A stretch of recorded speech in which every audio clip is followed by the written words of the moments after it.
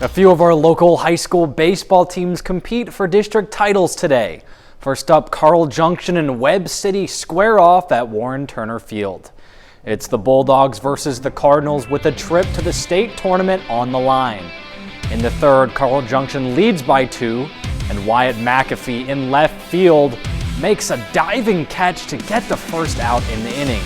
But the Cardinals load the bases, and with 2 outs, Brody Eggleston grounds it just out of reach of the shortstop, and Webb City is on the board. It's now 2-1. And in the 5th, the Cardinals tie it up. Carl Junction has a man on second though, but Cohen Epler reaches out and snags this ball to end the inning. So we're still tied up, and in the 6th, Andrew Young lines one into center to bring a run across the plate as the Cardinals take their first lead of the day. But not so fast. Bottom of the inning with runners on the corners.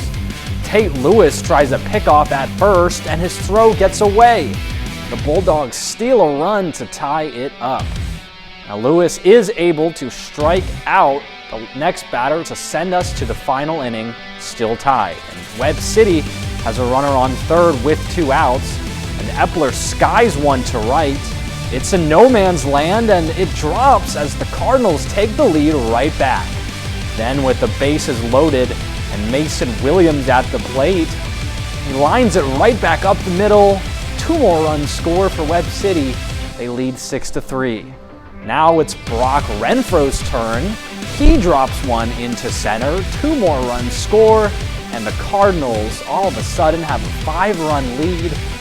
And in the bottom of the inning, Lewis, with 2 outs, gets his final batter to look at a called strike 3, and the Cardinals are district champions for the 4th year in a row. They're moving on to the state tournament. I mean, our kids, they just continue to battle and continue to have good at-bats, and I mean, we fought back in our semifinal game against Belton and scored 1 late, and I mean, it's just the kind of kids that they are. They don't quit, they don't slow down. Joplin takes on Nixa in an Eagle versus Eagle matchup, and Joplin takes care of business, winning 3-1 in the Class 6 District 6 championship. So Joplin advances to the state tournament despite being the 5th seed in their district. In the majors, the Royals and Cardinals each continue their weekend series. The Royals take on the Twins in a pivotal AL Central matchup. The Royals look to even the series against Minnesota.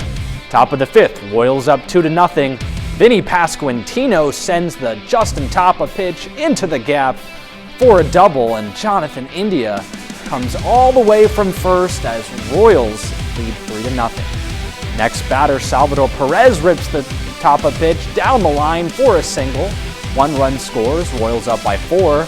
But the Twins crawl back. In the 6th, it's 4-3, but Cody Clemens crushes the Waka pitch deep for a solo shot.